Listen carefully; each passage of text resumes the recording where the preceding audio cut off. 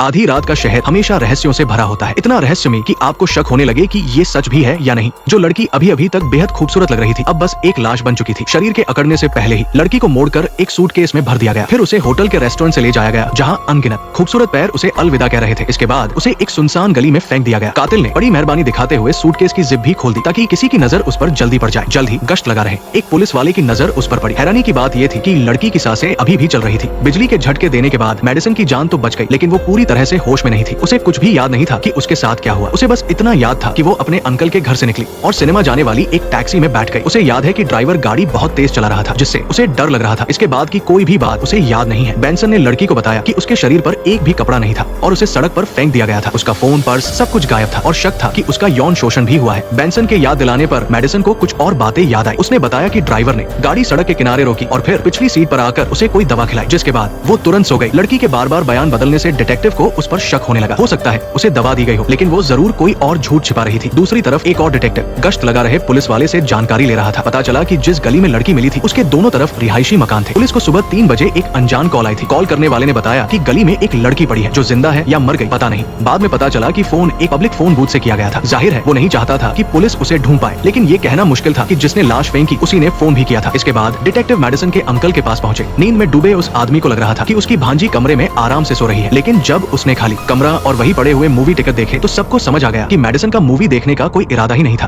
और ये लापरवाह अंकल अपने पार्टनर के साथ रात 1 बजे तक पार्टी कर रहे थे। उन्हें पता ही नहीं चला कि उनकी भांजी घर लौटी ही नहीं। अब तक मिले सुरागों के हिसाब से मेडिसन ने न सिर्फ मूवी के बारे में झूठ बोला, बल्कि टैक्सी वाली कहानी भी झूठी लग रही थी, क्योंकि न्यूयॉर्क में रात के बाद टैक्सियां बहुत धीरे चलती है, तो ऐसा हो ही नहीं सकता कि वो इतनी तेज चले कि उसे डर लगने लगे। हालांकि टॉक्सिकोलॉजी रिपोर्ट में पता चला कि लड़की के शरीर में ड्रग्स थे। रेप टेस्ट में कोई सीमेन तो नहीं मिला, लेकिन लुब्रिकेंट के निशान जरूर मिले थे। इसके अलावा मेडिसन ने कल दोपहर सोशल मीडिया पर एक आदमी की फोटो पोस्ट की थी। फोटो पर लिखा था, आज रात मिलते हैं। जांच करने पर पता चला कि वो आदमी एक एक्टर है जिसका नाम स्कॉट है। वो इस हफ्ते न्यूयॉर्क में एक फिल्म फेस्टिवल के लिए आया हुआ था और मेडिसन के फोन की आखिरी लोकेशन हॉवर्ड ग्रैंड होटल में मिली, जहां फिल्म फेस्टिवल हो रहा था। ऐसा लगता है कि वो कल रात अपने आइडल से मिलने गई थी। इसके बाद डिटेक्टिव लड़की से इस बारे में पूछताछ करने गए। जब मेडिसन को पता चला कि फोन की लोकेशन से उसकी सच्चाई सामने आ चुकी है, तो उसने मान लिया कि कल रात वो स्कॉट की पार्टी में गई थी, लेकिन कॉकटेल बहुत स्ट्रॉन्ग थी, इसलिए एक ड्रिंक पीते ही उसकी आंखों के सामने अंधेरा छा गया। जब दोबारा आंख खुली तो वो अस्पताल में थी। इसी बीच डिटेक्टिव स्कॉट के पास पहुंचे, जो उस वक्त ड्रम बजा रहा था। पुलिस को देखकर वो जरा भी नहीं घबराया। उसने बताया कि मेडिसन ने खुद उसे मैसेज करके पार्टी में आने की इच्छा जताई थी और वो अपने फैंस के लिए हमेशा दरियादिल रहता है, इसलिए उसने उसे आने की इजाजत दे दी। लेकिन उसने मेडिसन के साथ किसी भी तरह के करीबी रिश्ते से इनकार किया। उसने कहा कि उसने बस उसके साथ बैठकर 2 ड्रिंक्स ली और थोड़ी बातें की। उसके बाद वो पार्टी से चला गया था और इस बात की गवाही उसका दोस्त स्काई दे सकता है। तभी स्कॉट का मैनेजर आ गया और काम का बहाना बनाकर उसने डिटेक्टिव्स को वहाँ से टाल दिया। लेकिन वो एक मशहूर होटल था, इसलिए वहाँ के कैमरों से कुछ न कुछ जानकारी जरूर मिल सकती थी। मगर गार्ड ने बताया कि पुलिस तो कल रात ही सारी फुटेज ले गई थी। लॉबी, बार, लिफ्ट और कॉरिडोर की सारी हार्ड ड्राइव्स वो लोग अपने साथ ले गए थे। डिटेक्टिव को ये मामला और भी ज्यादा गड़बड़ लगने लगा। लड़की को सूटकेस में डालना, फिर उसे सुनसान गली में फेंकना और आखिर में सारी सीसीटीवी फुटेज गायब कर देना, ये सब किसी गिरोह का काम लग रहा था। हो सकता है कि ये सब स्कॉट ने ही घटना के बाद किसी से करवाया हो। एक पब्लिक फिगर होने के नाते स्कॉट नहीं चाहता था कि दुनिया को पता चले कि वो अपने फैंस के साथ गुलछर्रे उड़ाता है, और वो भी इस हद तक कि उसे अस्पताल पहुंचा दिया। इसलिए उसने अपने किसी करीबी से ये मामला निपटाने को कहा। उन्होंने मेडिसन को सूटकेस में डालकर बाहर फेंका और फिर पुलिस को फोन कर दिया। अगर पुलिस कुछ मिनट भी देर से पहुंचती तो वो लड़की मुर्दा घर में होती। किसी की जान की परवाह किए बिना ऐसा करने वालों को कानून सजा जरूर देगा। लेकिन अभी स्कॉट के घर की तलाशी नहीं ली जा सकती थी, क्योंकि उसकी दीवानी फैन अब भी ये मानने को तैयार नहीं थी कि उसके आइडल के साथ उसका कोई रिश्ता था। लेकिन इतनी बड़ी पार्टी में किसी ने तो स्कॉट और मेडिसन को साथ में देखा ही होगा। इसके बाद डिटेक्टिव स्कॉट के बताए गवाह स्काई के पास पहुंचे। स्काई ने बताया कि दोनों ने एक साथ निकलने का प्लान बनाया था। नेक्स्ट पार्ट देखने के लिए वीडियो को लाइक करो।